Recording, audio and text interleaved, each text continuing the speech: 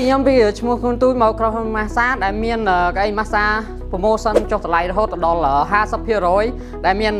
model យ៉ាងស្អាតមានកម្មវិធីដ៏ល្អហើយមានកម្មវិធី AI អាចឆាចសម្រាប់សង្សារទូរស័ព្ទបានហើយមាន mode ភ្លើងពណ៌ដ៏ស្រស់ស្អាតបើសិនជាលោកអ្នកចង់បាន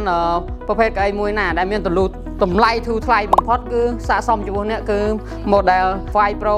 Massage នេះគឺល្អសម្រាប់អ្នកដែលមាន remote control up and down ហើយយើងមានកម្មវិធីសារចុចដោយមានញួល